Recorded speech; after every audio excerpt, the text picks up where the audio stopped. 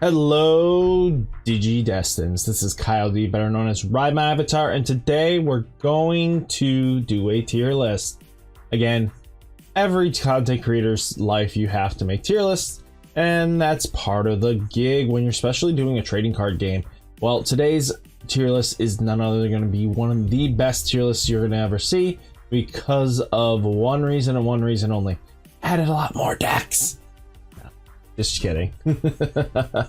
I don't care if you guys like it, hate it, anything like that. Again, this is just a personal opinion. You guys can leave comments down below of what decks you think are better than what I've placed. If you think a deck is higher, let me know down below. Guys, without further ado, let's dive right in.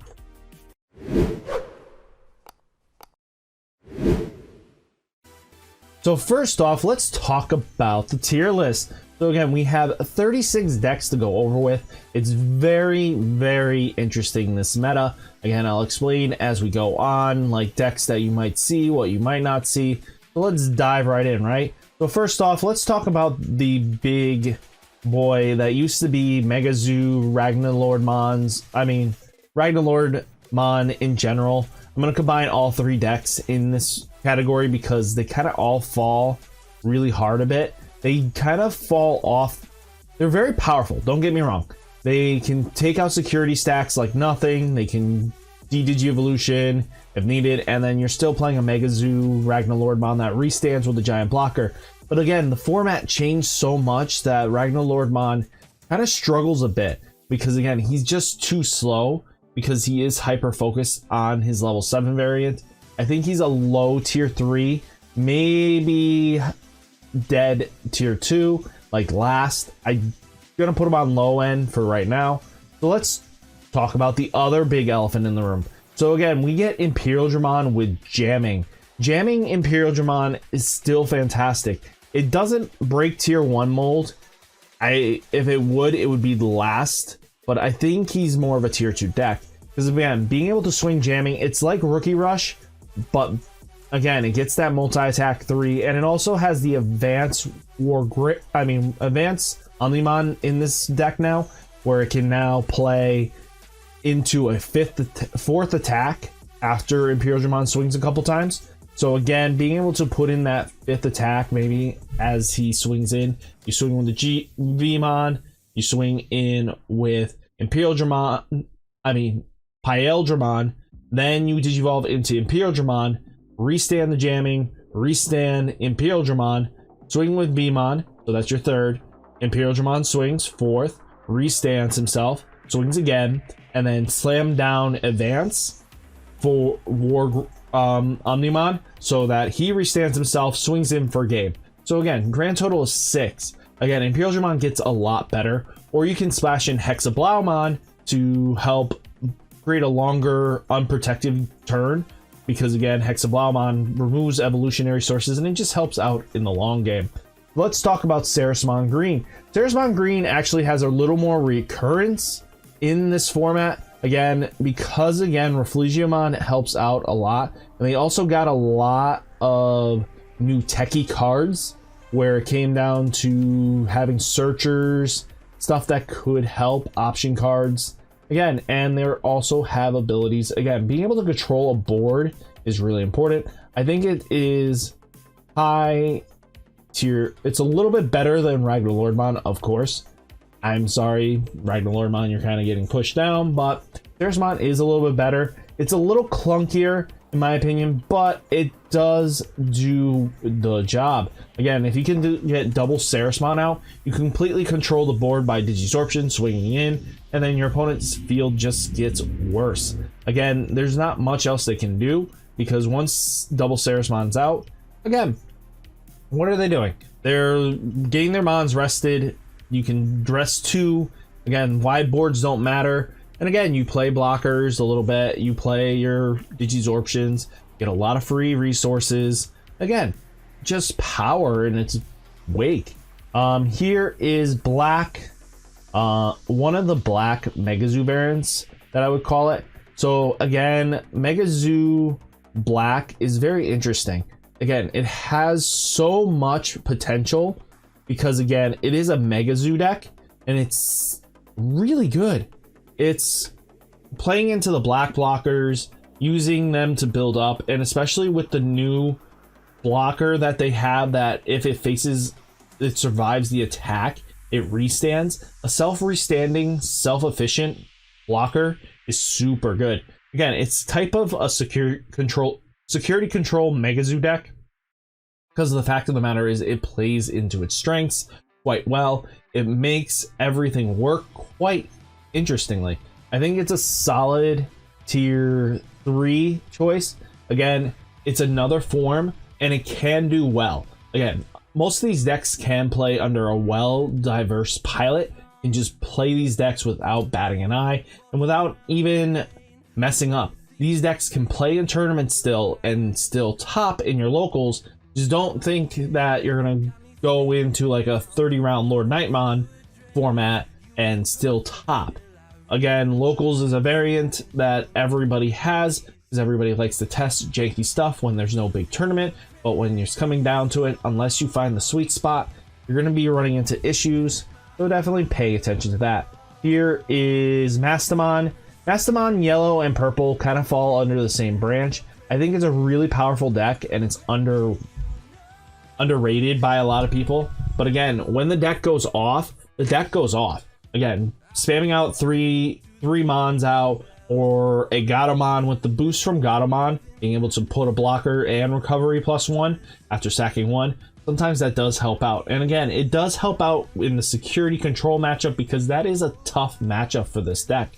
Again, being able, for most decks that have to face security control, is Mastermind at least takes out one security, and that sometimes could be that security you needed. Again, right pilot, right situations, this deck could go off. Again, it also, Mastermind splashed into LordKnightmon is a great counter to LordKnightmon itself, because again, LordKnightmon spams out, but again, they like to clear the board. Well, one Mastermind can remove security and then spam out a couple other Mons to be able to help stabilize your board again. So again, it helps in the mirror match, so definitely don't sleep on Mastermind. So we do have Lilithmon Loop. Lilithmon Loop is very interesting. It originated in Singapore, and it was like hush hush, and then it became nuts crazy. Again, I think it's like bottom line tier 2, because it does brick. It takes a lot of time to set up. Again, if forbid, like, we can get the loop going early enough. Again, it handles LordKnightmon because LordKnightmon takes a couple turns, but any aggro deck like Shoutmon and anything else that's faster than it will lose, because again, it needs to get 2 Jack Raids to go off. If it only gets 1, it's not enough to loop, and you're going to be in trouble if you're just trying to bet on that. Again, it takes time for the loop to set up, and it's a lot slower. Any aggressive deck kind of just takes it out without batting an eye. So here is the AncientGreymon, slash aggro deck, I would call it. Again, it's a very powerful deck, don't get me wrong. I think it's one of these Ancient Spirit Rookie Rush decks that kind of doesn't see much play in this format. Because again, it needs set 7 support, to be honest with you. I'm really hoping that set 7 pushes this deck into the tier 2 range, but right now tier 4 is where it's sitting. Again, it's great, don't get me wrong. Swinging in with plus Atomic Inferno plus Aldermon, making it 14, swinging in for absolutely nothing, just helps out. But again, it's not enough in this format. Security control is so dominant. LordKnightmon is so dominant that LordKnightmon just walks over it on the next turn if you clear it. Again, you can't always justify that deck to be able to do what you need to. It's kind of slow. So again, definitely, it's a good deck, but it's just not strong enough yet to be able to clear out boards. So again, we'll wait and see what happens. Next, let's talk about Greymon.deck, aka Red Omnimon Turbo. With the top end of having BlitzGreymon, VictoryGreymon, and WarGreymon Security Puncher, this deck is pretty fast, and I think it's pretty good. I call it a tier 2 deck. A lot of people are going to sleep on this deck, but again, that's because Shoutmon just outshines it a bit, but it's really good. And don't think that old decks can't do new tricks. Again, very powerful skills, being able to kill off your opponent's mons, being able to have Transcendent Swords. Again, it's a Greymon focused deck. It only cares about being Greymons. Again, you get cheaper evolutions in the Greymon line, you get cheaper evolutions in the every line, to be honest with you. Because again, you can splash in Metal Greymon to give more power to start swinging in. Again, victories in there, Blitz, Digivolve, a bunch of Omnimons just to take care of big threats. Again, it's all about being better than most decks. And again, it's faster. It's up to pace. I think it's a little bit slower to the draw because of the fact of the matter is it still is playing Gaia Forces, and playing a Gaia Force in this format from hand, unless you are prepared to get the backlash, you're going to struggle a bit. And again, even with Transcendent Sword and stuff like that as a new boost in red, it is a little bit slower than most of these decks. Again, it can beat a Lilithmon loop deck, but again, that's if everything falls in line. Again, Shoutmon DX can do it more consistently because it keeps swinging regardless of turn. Here is ZeedGarurumon. ZeedGarurumon surprisingly it falls off a little bit, but because of ExaBlamon backing it up, it definitely is one of those decks that people will sleep on. I think it's a little bit better than what people are thinking. Most people have probably written this deck off and just said toss it aside. I get that, or they bunched everything under ExaBlamon because why not bunch it over there? I don't think it should. It should still exist on itself. Again, with Blitz Omnimon coming into the fray, again, it gives it its finishing power that it was lacking. Even though Omnimon is still great, old school being able to swing twice, at least with Z being able to put cards back or bounce them back to hand, I mean, is just really good and just very powerful in general. We have Yellow WarGreymon. It's very interesting because Yellow WarGreymon kind of seemed like it would fall off the face of the earth, but it's still nuts good. I think it's still faster than Imperialdramon. Again, because but again, it has its overall weakness. If you can remove its stack, which most of the top tier can kill off its stack pretty quickly, it doesn't have the sustained power as it used to. Again, major issues with decks that can kill off his stack, again, are faster and more powerful. So let's talk about, we have Lotusmon, aka Sarah Miss Megazoo. It was predicted in set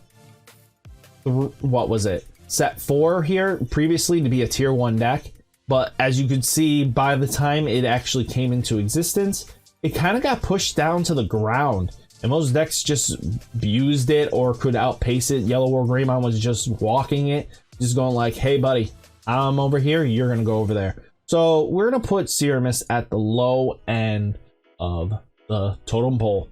So it's still a good deck because again, it recovers a lot and it does a lot of shenanigans with recovery and trying to be a Megazoo deck. Again, problem with Megazoo decks, you give every deck is starting to be able to be efficient with its memory, so you gotta pay attention to that. This is Nidhogg.deck.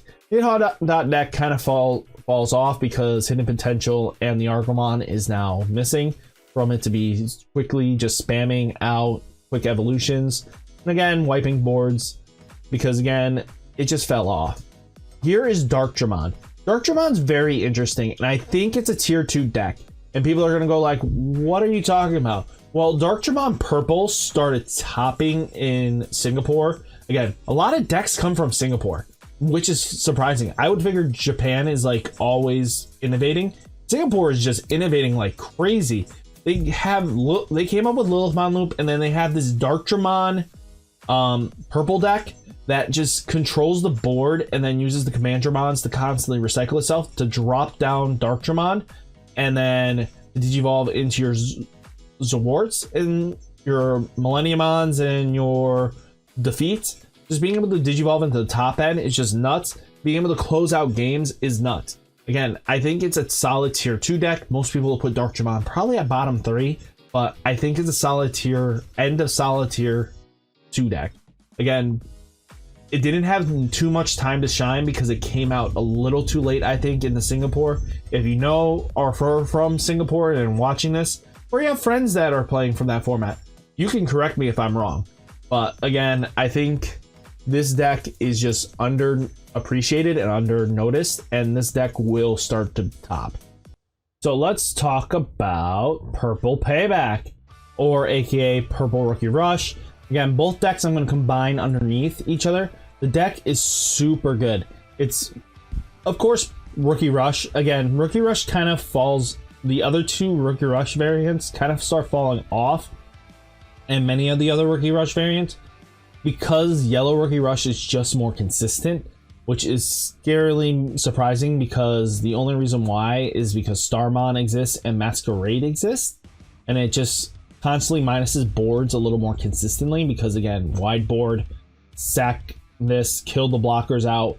You can do a couple of these, and again, it just does its job better. Purple Payback is really good. Even in the previous format, it topped our locals constantly. There was just a lot of good players with it.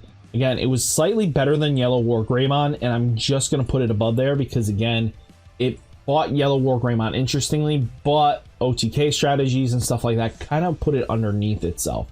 Let's talk about punch decks. Punch decks are very interesting.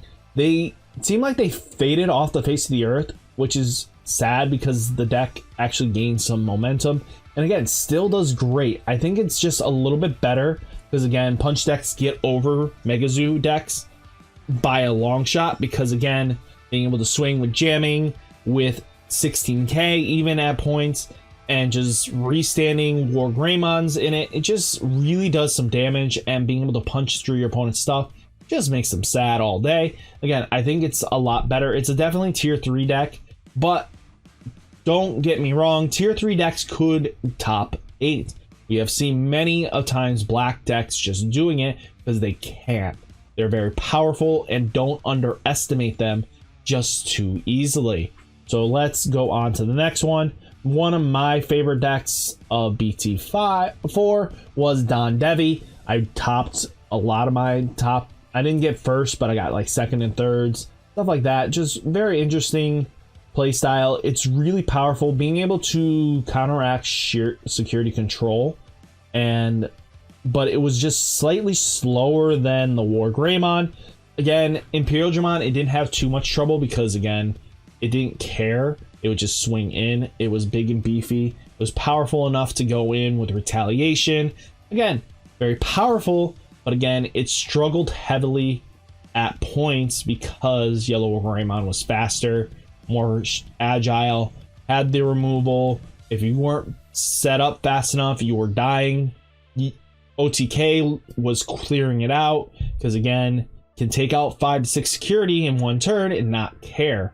And your DonDevi just dies, and even though it can replace itself, not fast enough to take care of the issue. This deck, everyone slept on. I'm going to be quite honest with you. Plutomon purple is very interesting. Plutomon got a Earth Shaker, which allowed a killing of a 4 and a rookie, being able to kill, no, it was kill a 5 and a 4.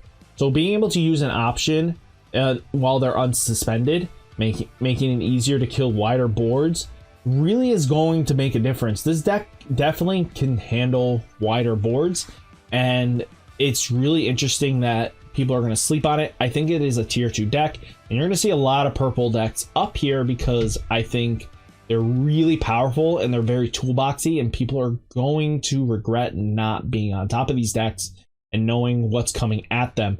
There's a lot of options with purple, and it gets very nuts quickly. Next, we're going to talk about Ancient WarGreymon. Sadly, I think it falls really heavily on tier 3, and it's going to be the last tier 3. I don't think there's any deck that just, again, it loses the blocker. It needed a piercer. Again, it's swinging in. It had to attack to Digivolve, Warp Digivolve 4-2 on top of that in the mid-tack, and that's just not powerful enough to make a difference. doing extra security is fine, but again, you're not fast enough for the deck to matter. So again, you have to take that into account. We're going to talk about AncientGarurumon. I think this is a high or low tier 2, but we're going to talk, I'm going to put it high tier 3 for right now because it has like two variants. One is an AncientGarurumon Rookie Rush, which definitely puts it up like here because it is a Rookie Rush. It's very powerful. Yeah, I'm going to put it up here because I'm going to combine both decks. Because both are warped Digi-Evolutions, and they're both heavily focused because of the promo that we got in set 4, and they got it at the end of set 5. So again, it never got really much time to shine and make itself grow and be known. So again, I think it's a sleep on deck, and it's definitely a tier 2 deck. We're gonna have a lot of tier 2s, boys and girls. Next, let's talk about the WarGreymon that came from this set. So again, what is really interesting about this is that this WarGreymon deletes blockers and can be paired with a lot of other WarGreymon stuff. But again, I think it's just a little bit slow for the format. Again, being able to delete a blocker is really nice. Again, it does also have its advantages, but again, it's budget friendly. It's really nice to have. It's very powerful. Again, it's still falls under the Victory Greymon clause, but I don't think this deck is up to snuff sometimes, but it can definitely top in your locals. Shoutmon DX I'm definitely going to put in tier 1 because Shoutmon can keep pace with a lot of decks and pushes them down. Again, being able to Digivolve, pass turn, and still get a swing in is nuts. Most decks don't have that capability, and being able to have that capability of being able to guarantee attack without having to waste a swing just in case is just really nuts. And especially with Shoutmon's other forms, and one of them being able to swing into your opponent's mons and take out stuff is just really good. Most people don't think this deck will be crazy, but it will. Next is Purple Toolbox. This follows under almost anything. Purple Toolbox falls under all the decks that I'm hyperly mentioning. So this is like Beelzemons, other like Piedmons and stuff like that. Because it's so toolboxy, MetalGarurumon definitely does a lot. It is a very low tier 2 deck, and because purple does have a lot of shenanigans and a lot of power behind it, again, a lot of decks start falling off around this because again, they're not as fast.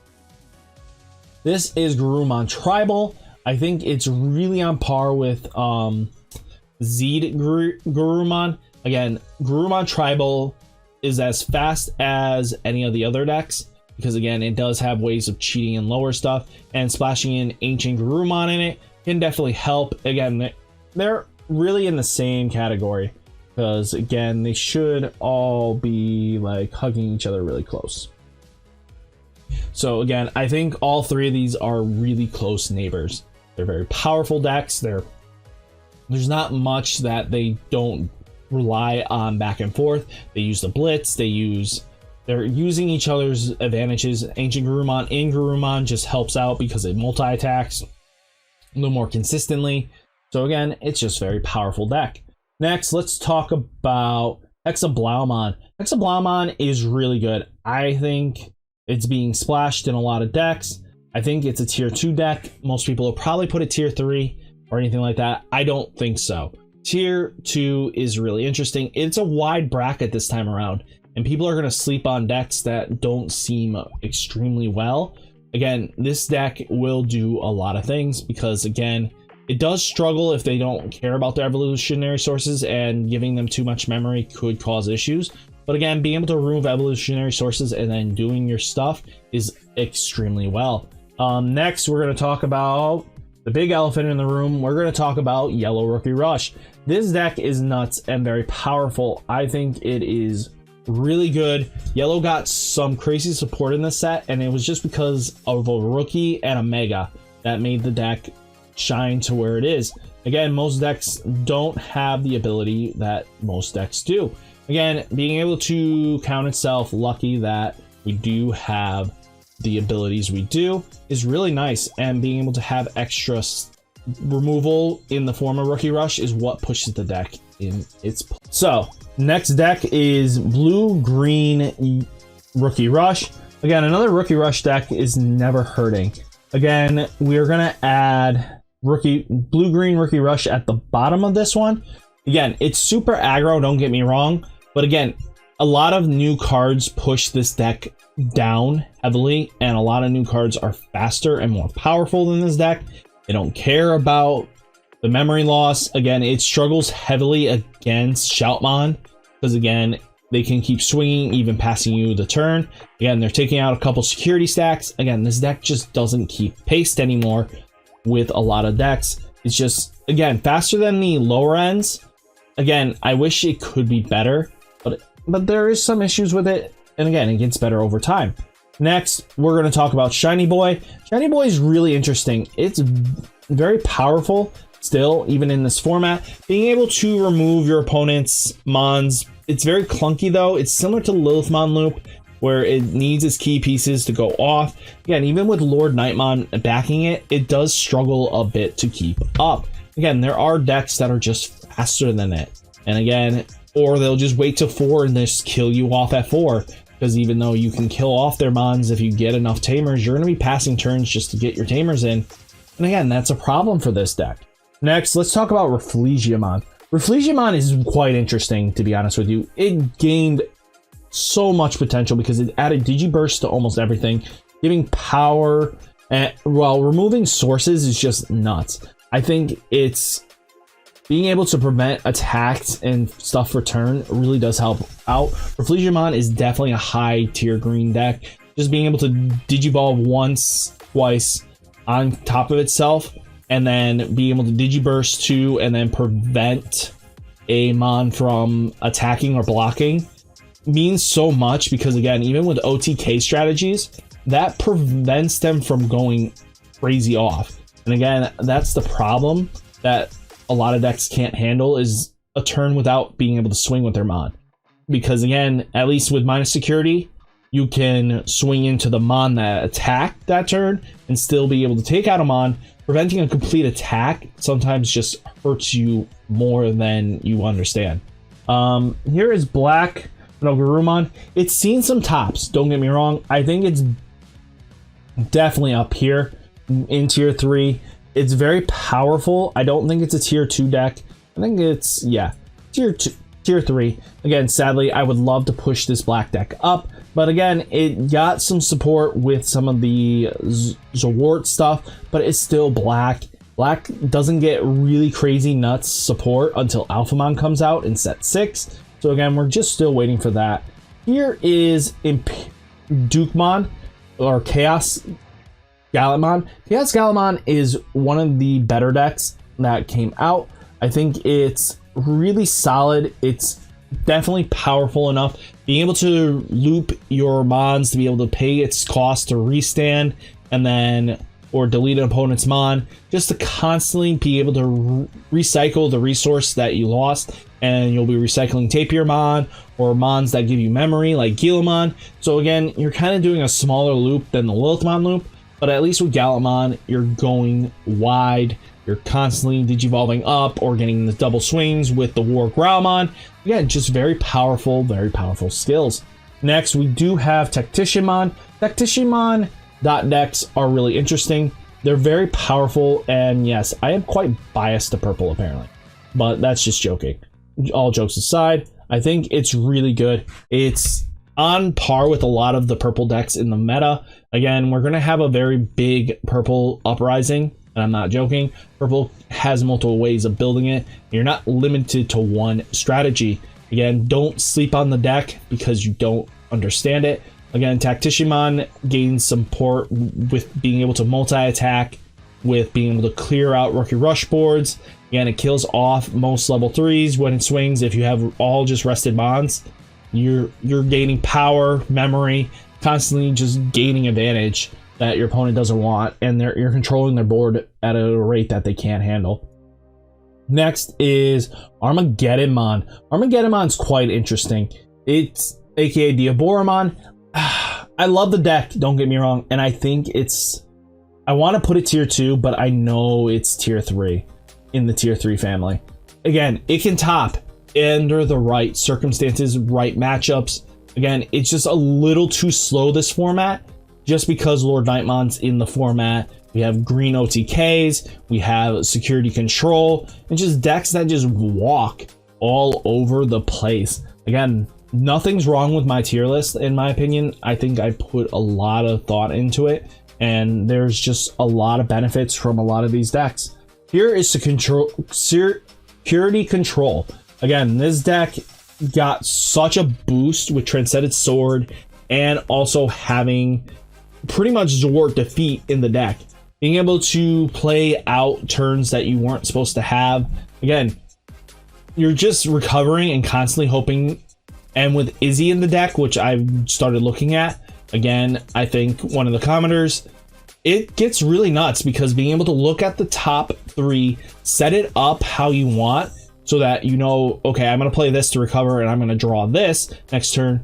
Giving that knowledge is so good, and being able to probably combo it off with maybe ties or mats, or you're just going to go straight for TK, then you'll grab the card you need, then play the Izzy down, or play Izzy down, then TK, just to know, okay, I'll recover this, put this back, and just do a bunch of stuff. Knowing constantly what your top 3 is just so good, because again, Yellow really slept on it, and I think that's security control will do a lot better when they put Izzy in, just to be able to know what the top card is. So definitely don't sleep on security control, being able to make your opponent just hate themselves because they're just playing the deck and they're not playing you. Again, it's just really tiring and sleep depriving. So OTK Grand Quagamon is quite interesting. I love it. It's very powerful. It's going to get better because Reflexiamon boosts its strength up. There's not many decks that can just say, I'm going to do this because I can. And OTK now with Reflexiamon making sure blockers are now offline.